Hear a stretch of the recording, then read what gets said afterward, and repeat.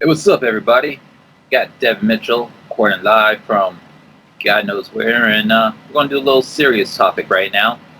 Jumping off events that happened last week and our conversation we had last week as well. Well, listen, we are kind of doing the same thing. We're preaching the same thing we've been preaching for far too long right now, and that's Black Lives Matter. Let's be real. What happened to George Floyd is horrible. It's disgusting, and I'm still not over it.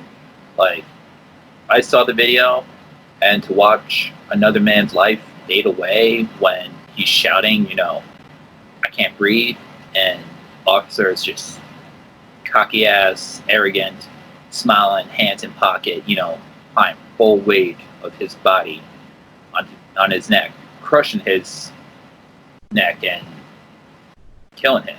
And even after he was dead, holding it there for a couple extra minutes, like, that's just not right. And it's just, we see this way too often where the police, and not all police, it's just the bad cops out there, decide to take it upon themselves and think they're above the law and are either overreacting or frankly don't care, and they think they can get away with it.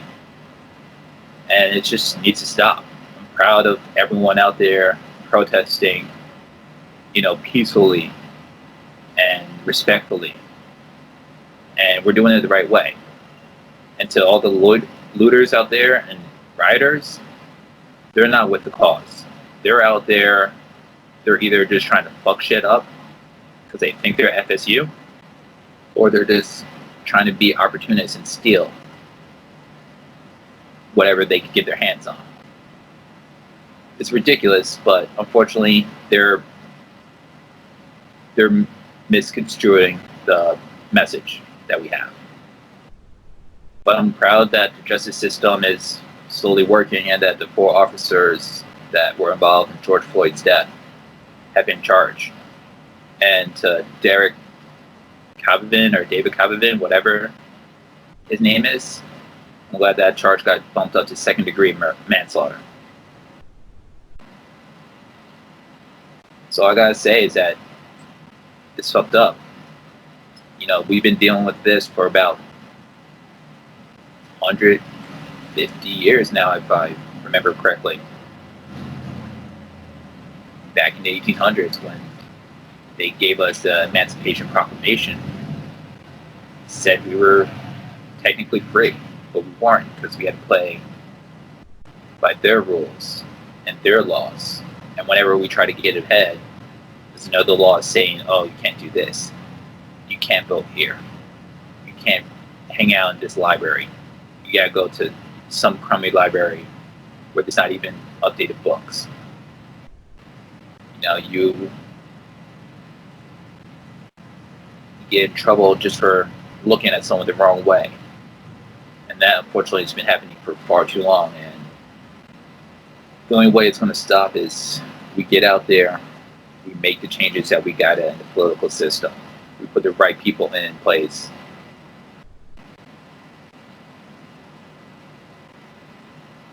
That's what we got to do. So to all those out there listening, if y'all feel the same way, when the time comes, get out there and go vote. That's the bottom line. We got to try to put an end to this whole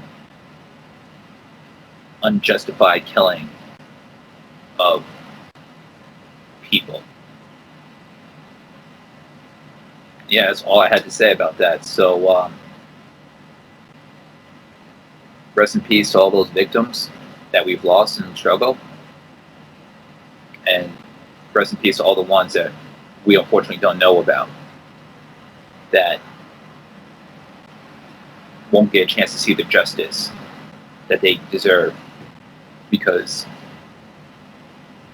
we don't know what happened to them. Yeah, that's all I gotta say. Alright, let's talk some good news and stuff. Let's get back to talking sports.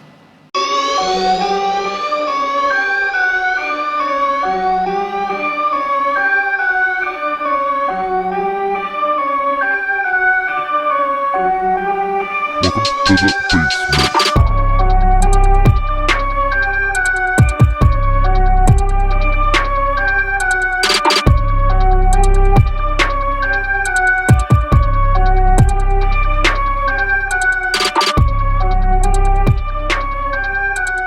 Hello, everybody. Welcome to the Basement Boys podcast. Chris Gray here, Devin Mitchell there, yada, yada, yada. Let's get right into it.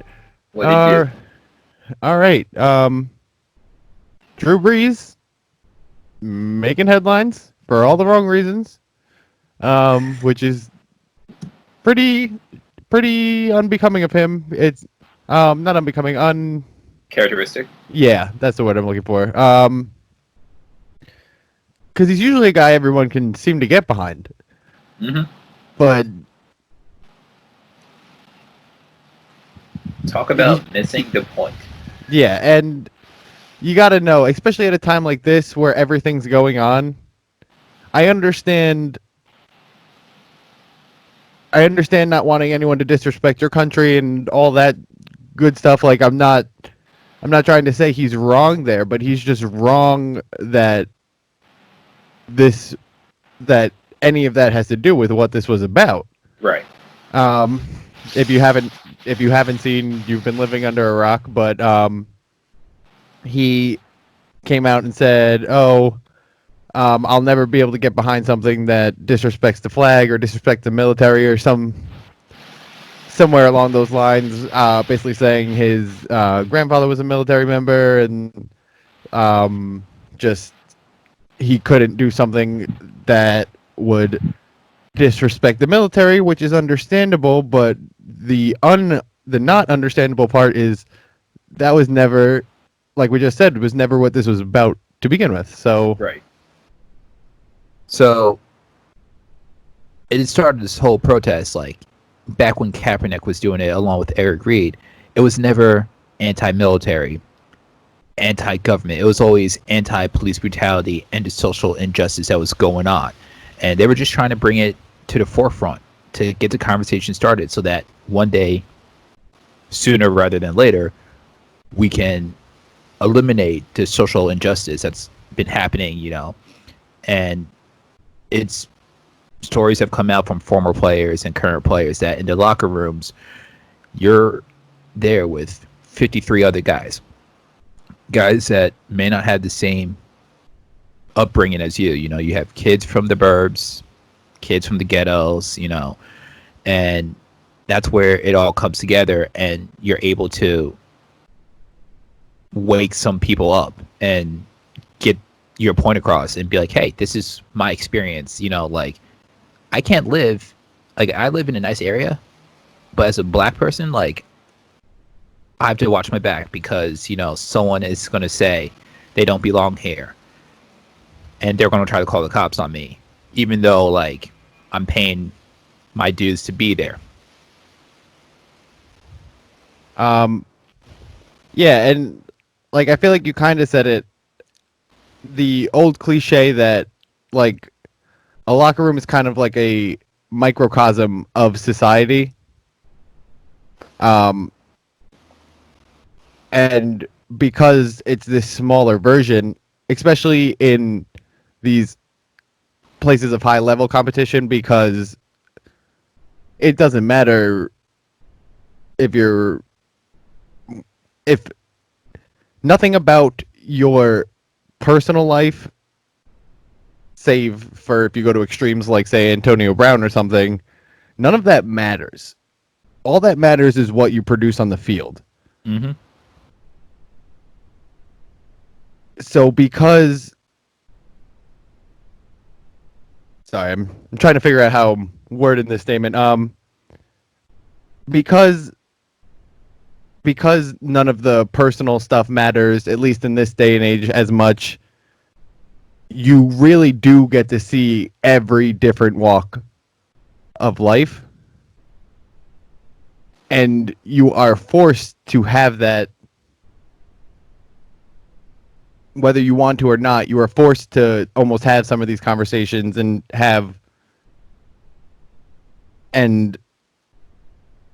be exposed to the differing ideas And I don't understand how knowing that Drew had to experience some of these things, talk to some of these people, how he could still hold that Right. after all these years. And let's not forget, he was also kneeling in solidarity with his teammates during the first wave of protests. Right.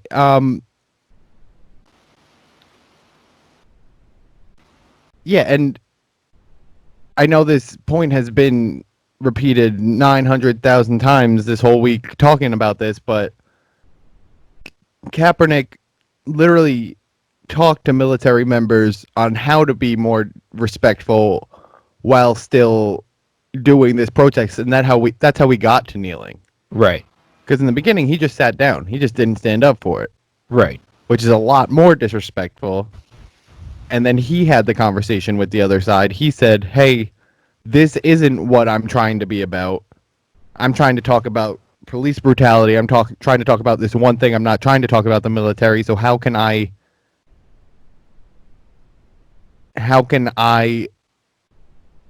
make you guys feel respected and included and everything else while still talking about what I need to talk about?"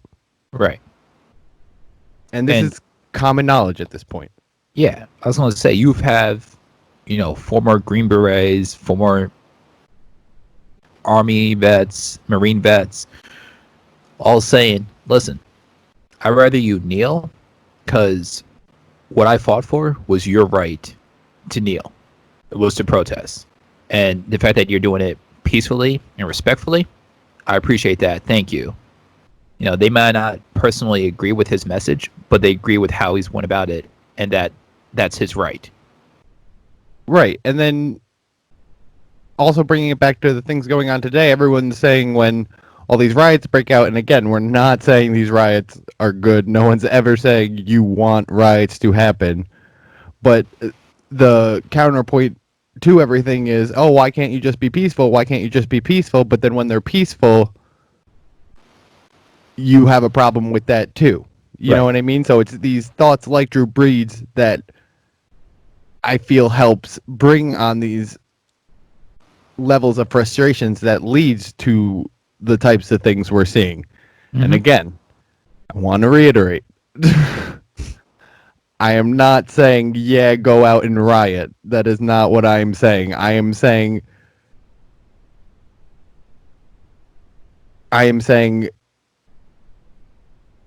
the things that lead up to things like riots, and while this might be very low level comparatively in the grand scheme of things, these types of comments like Drew Brees, where they're taking your peaceful protest and making it into something it's not, causes the levels of frustrations that leads to these more dramatic events. Right. And the media is, let's not forget that the media is also at fault for this, because a lot of the times you see the negative aspect of it. They see the buildings on fire, the rioting, the looters and everything. But what they're not showing you, or as much, is the peaceful protests, is, the people coming together, quietly marching, or quietly in the field, either kneeling, hands up high, shouting the victims' names, but doing it peacefully. We don't see that as much as we do the negative stuff. And you also have to understand that these negative people, the looters, the rioters, and the protesters are not the same. It's not one and the same. It's two different groups of people handling things in their own way, whether it's opportunists or just someone who's pissed off and felt like breaking something. I don't know. Right. And don't get me wrong, the looting and stuff, that's all opportunists. That's all people who are trying to better their lives at the hands of someone else, in a way. Right. But it's not the same group of people. It's not these people aren't the same ones. They're not standing out in the day all peaceful, singing songs and, like chanting Black Lives Matter and blah, blah, blah, and then going at night and throwing bricks. Like, that's not how this works. Right. Ugh. Yeah, but, yeah, Drew just really needs to reevaluate, really needs to think about his choice of words better.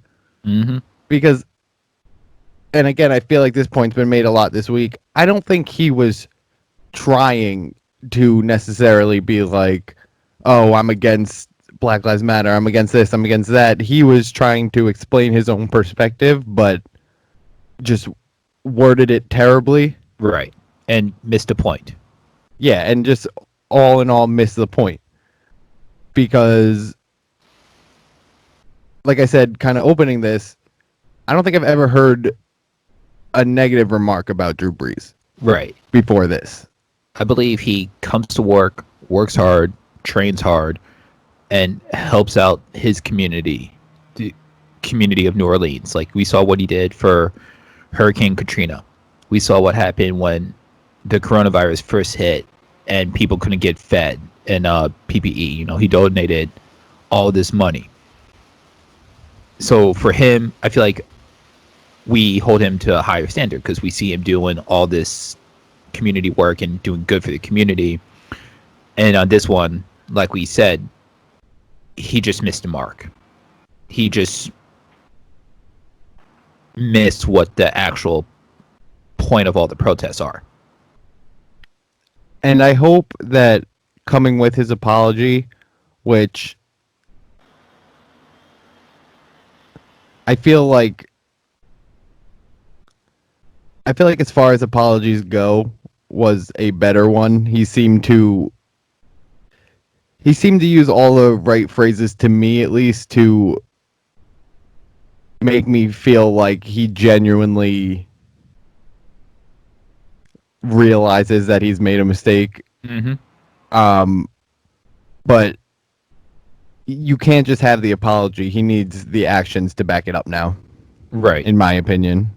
Right. And who knows also what's happening behind the Saints closed doors and everything. Like, we know we've heard that they had a team meeting. And who knows what was said in that meeting. I bet you a lot of his teammates were, hey, Drew, listen, this is what's going on. This is what I dealt with. This is the incidents that I've had to deal with. And hopefully that sinks in, and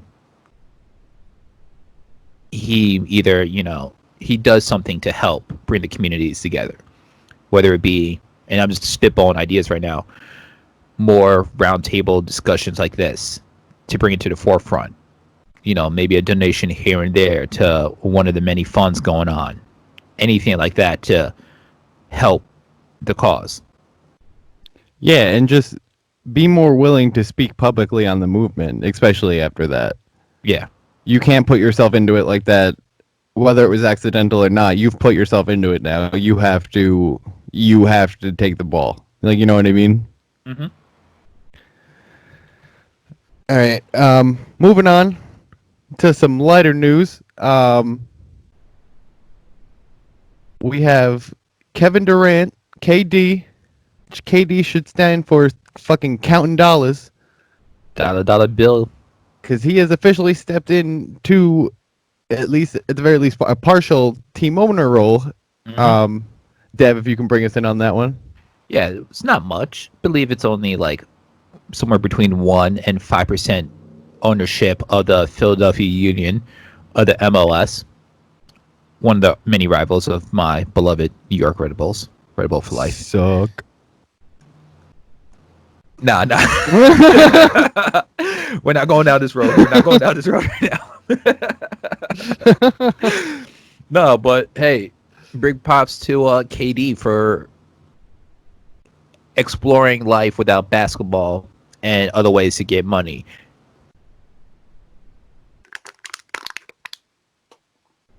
Yo, you do realize You got a Red Bull can in the corner of your dresser, right? It's all good though. I might run inside and get my jersey. 7-0. Fuck you, dude. No, but on the real though, KD, smart man, branching out. He's signing these short-term deals to try to get the most money get the most money from basketball while he's still, peak of his prime. He's also venturing out into doing other business, whether it be a pro women's softball league and volleyball league set to hit, I guess, the airways next year at some point, all things considered. And now he's moving into soccer.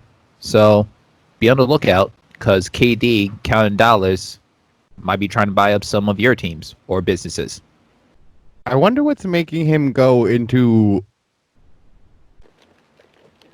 not so much soccer's more into like a more major of a league type level at the very least, but it's still, at least in America, kind of like the fringe sport. I wonder what's making him going into all these fringe sports like softball and volleyball and soccer, and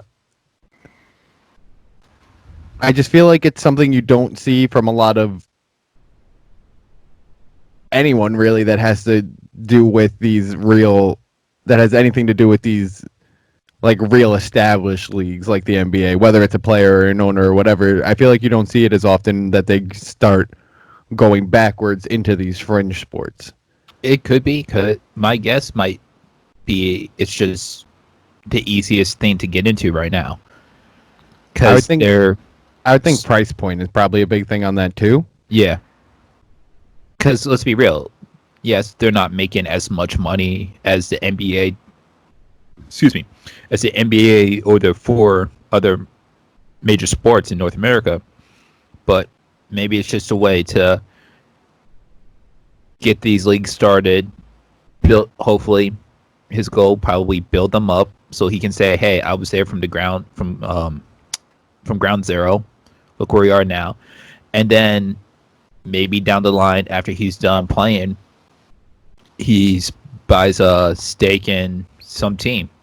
Maybe the Thunder, or maybe the Warriors, or who knows. And right.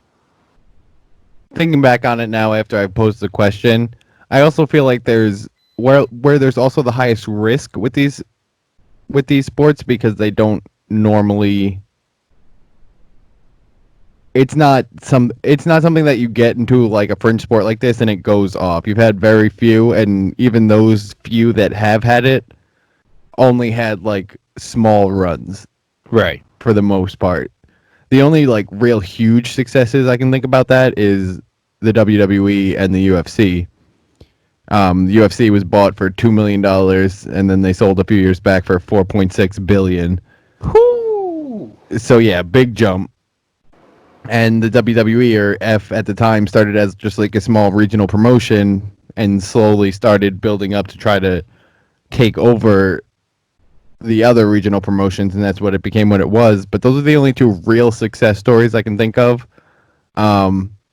Things like skateboarding's getting back to it now with like Street League and stuff like that, but like X Games, that type of stuff had its run and where it was extremely profitable, but then you had to, I don't know if they did or if they didn't, but like I feel like it's also one of the things you have to know when to get out.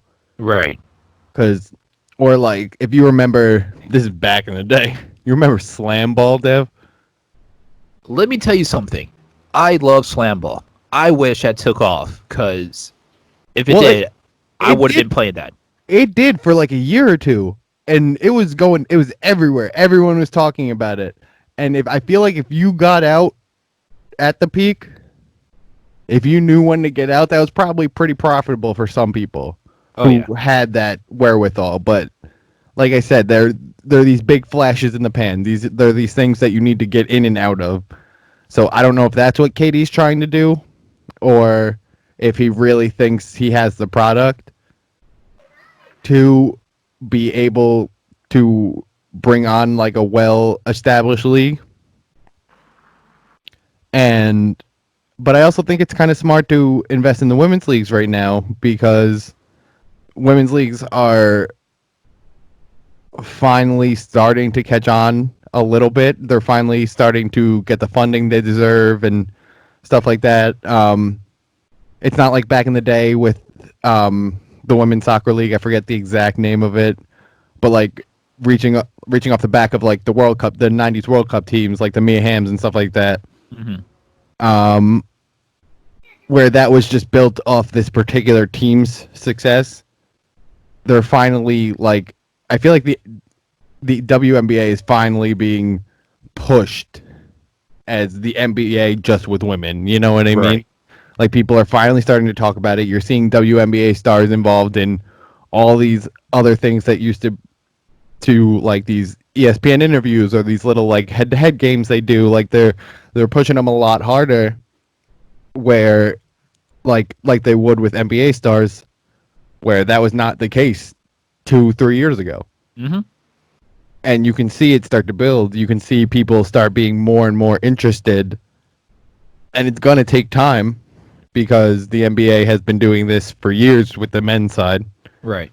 But you can see that once you put these promotion dollars and stuff like that behind these women's sports too, and I think things like Serena Williams in tennis has really helped that. I think things like MMA, where half the biggest stars, a lot of them are women, because in a sport like fighting, it doesn't matter if you're a man or woman. It's if you can finish a fight.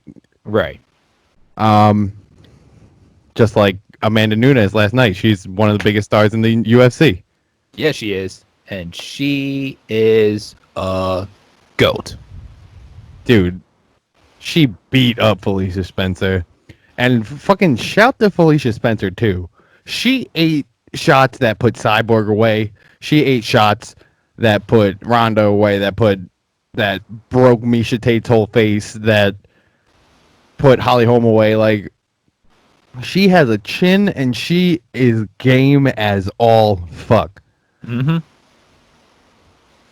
I guess that's how we're getting into this, because these fights last night were absolutely insane. Yeah, Amanda Nunes, the greatest female fighter all time. The only real challenge I can see for her is if Clarissa Shields ever does get serious about talking about her coming over to do MMA, because I don't see anyone who's even... The only person in the UFC right now that I would want to see her fight next is Valentina Shevchenko again. I know she's already beaten her twice, but in my opinion, I thought Valentina won the second fight.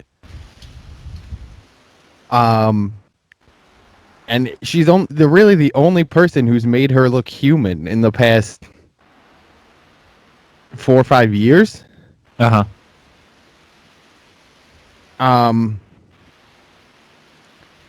So yeah, that's the only person in the UFC, and Valentina Shevchenko is also just another fucking murderer.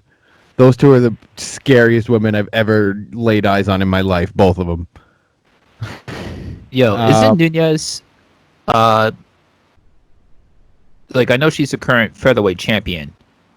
Isn't she another champion in a different weight class as well? Yeah, she's... Actually, last night she became the first person to not only hold 2 belts in 2 divisions at the same time, but she has defended both of them now. Whoo! And they don't let people do that. Like, if they don't think you're gonna be able to switch the weights and keep doing it and blah, blah, blah, they'll just take the belt from you. They did it to Conor. They did it to DC. They did it to Henry Cejudo. They did it to all these double champs you've been seeing. If they don't think you're going to go back down or whichever way you want to go, they're just going to take the belt and keep it moving. But they really believe in her. And I think it also helps that there really is no featherweight division right now. That division was created to bring Chris Cyborg into the UFC and make her a champion and make her a star. And then she just happened to run into the greatest female fighter of all time in Amanda Nunes, who can also make the 145-pound weight limit. But there's the girl Felicia Spencer last night because Chris Cyborg left the UFC and went to Bellator. Mm-hmm. So there's Felicia Spencer. She fought last night. There's Megan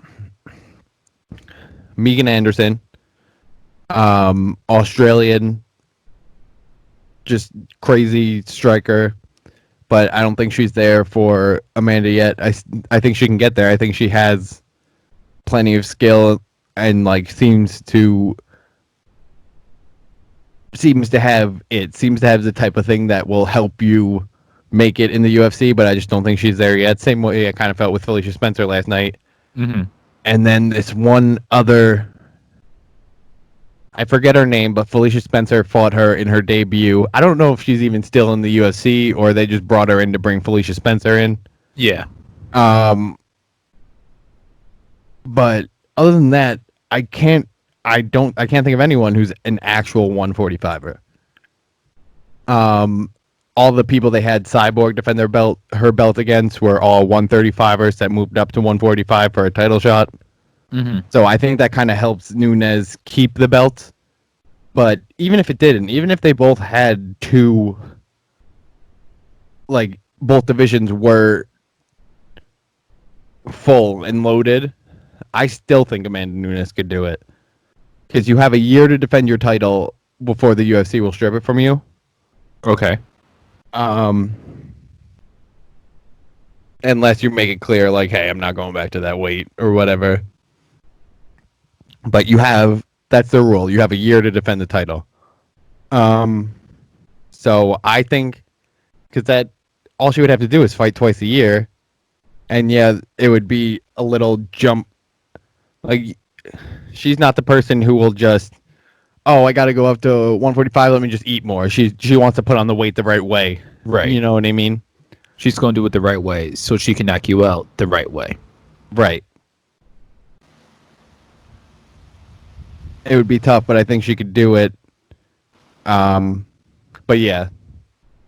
So she is the first to defend it in both divisions, which is crazy. Yeah, but that whole fight card was so good. Cody Garbrandt is fucking back after 3.5 years since his last win.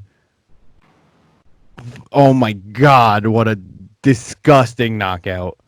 Absolutely disgusting.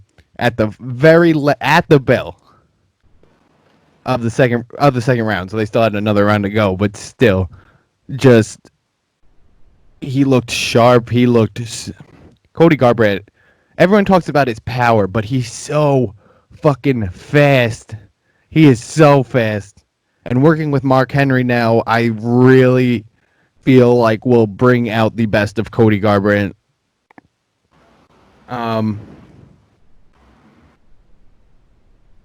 Because Mark Henry is just one of the best striking minds of all time, in my opinion. And no, it's not Mark Henry from the WWE. Chill out, Joe. Thank you, because it's not the world's strongest man. I was thinking about this. I was like, yo, is he like, what you call, double dipping? Because if he is, give you props, man. I give you props. Yeah, but that was the Cody Garbrandt that fought Dominic Cruz. I feel like in his last 3 fights, he's been fighting, especially in like the Dillashaw fights, he was fighting so much off emotion because those two absolutely hate each other. Mm-hmm. I feel like the Pedro Munoz fight, while he didn't have that back and forth with Munoz, I think he felt like, oh, I've dropped the last 2. I need to get back in title contention. I need to win. I need to go for it, blah, blah, blah, blah, blah. And he was hyping himself up so much that he got into like that kind of emotional state again. And just every time he ate a shot, he wanted to come back and throw a bigger one and blah, blah, blah, blah, blah. And he ended up getting caught.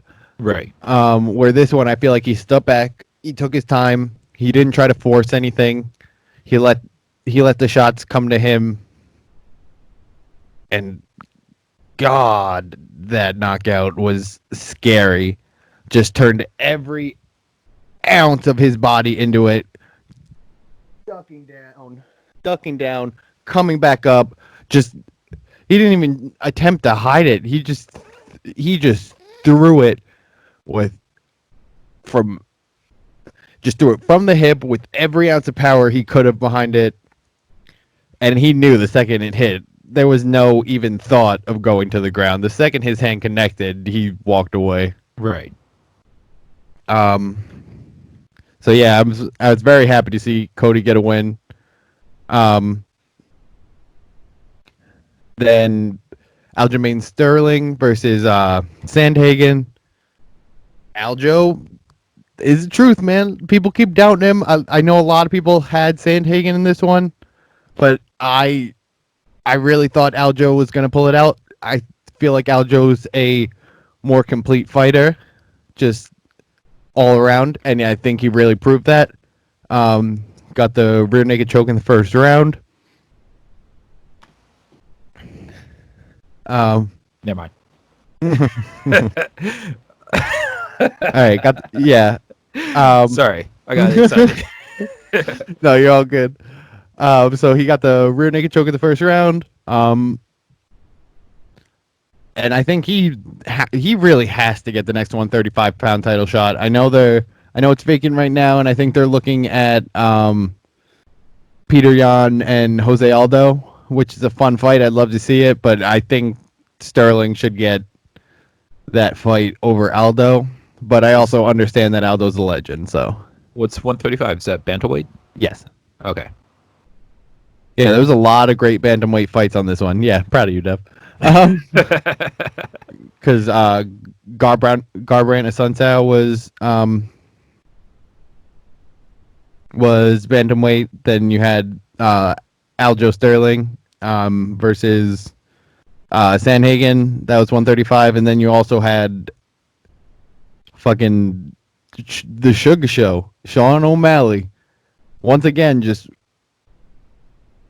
he knocks out people, but he not like, and the thing is, I don't think he even tries to do it, but he knocks out people just so fucking cool.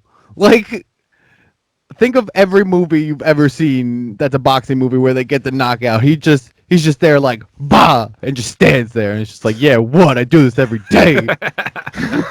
All right, I see you now. But yeah, that was a big step up in competition for him. An older, grizzled vet, like a guy who's been in there, done that.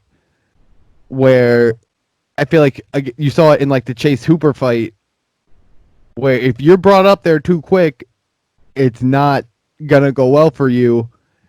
And Sean just controlled the fight. Pretty much every aspect of it, kind of did what he pleased. I think a lot of the people doubting Sean O'Malley really need to start reevaluating that decision at this point, because that kid is looking like an absolute killer. And Eddie Wineland, his opponent, even said it himself. He took a video after the fight. He goes, "Well, I guess I just got my full introduction to the Sugar Show." But good on him, man. Good for you, like taking that on the chin and just like accepting, like, hey, I got knocked out. Move on to the next one. You know what I mean? Can't let every loss eat you up like that, or it's especially in this sport. Right. You can dwell on it for maybe about a week, then you go on vacation for another week, and then right back to training. Let's go. Yeah. Or maybe like 2-week vacation. I don't know, however many weeks you need. But at some point, all right, put it in the back rearview mirror and let's start training again. Let's get ready for the next fight.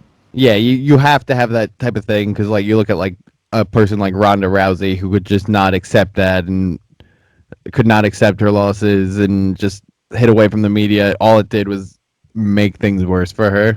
Mm-hmm. So good on Eddie Wineland for doing that. But yeah, that's about as much as I got as far as fighting goes. As much as I wanted to talk about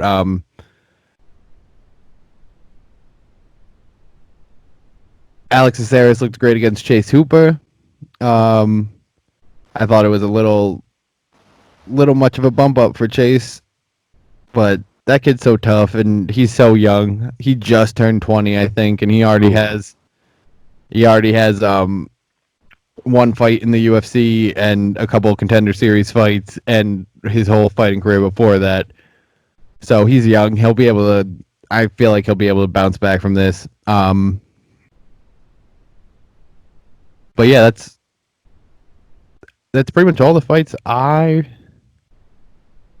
have really anything to say about at this point. But Well, I was going to say, also speaking of fighting, I don't know if this is true or not, but third time to charm?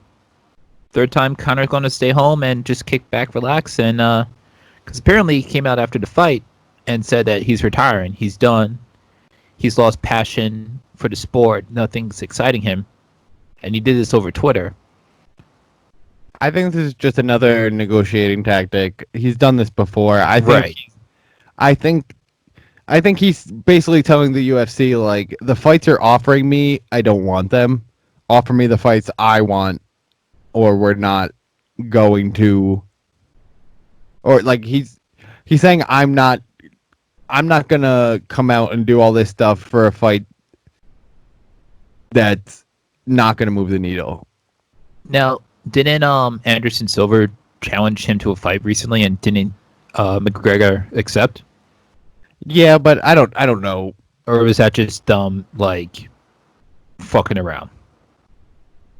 I think it's a little bit of both. I think they'd both seriously do it, but I don't think either of them really think it's going to happen. Because Silva kind of did the same thing with GSP. Mm-hmm.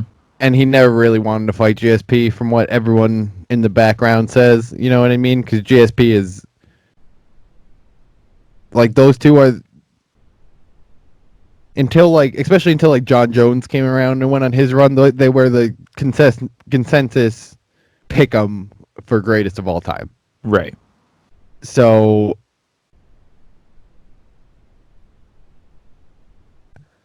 everyone wanted to see that fight happen, but it just never materialized. And word that's come out from the UFC and other people is that Anderson didn't really want the fight. Whenever they tried to negotiate it, he'd say this outlandish thing, or I want this outlandish thing, and things that were never really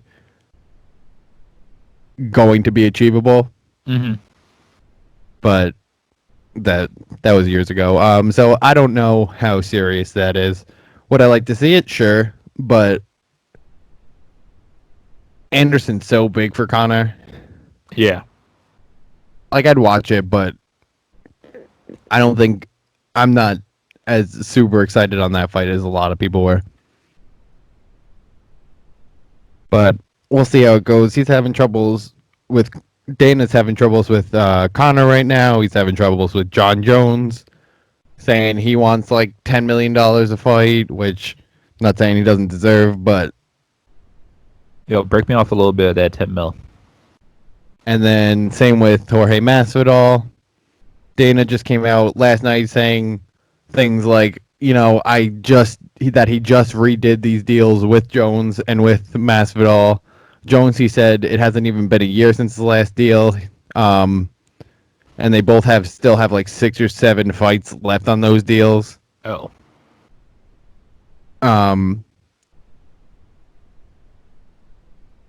So I kind of understand Dana's side of it. It's just hey, if we just redid your deal, you want to sit down and chill. Yeah. And I guess they're saying with everything going on with the coronavirus and all that, that's the reason they want their deals redone. But Dana, I feel also said out a good point is it's not... Well, it's a good point and a bad point at the same time because they don't have to fight right now. Mm-hmm.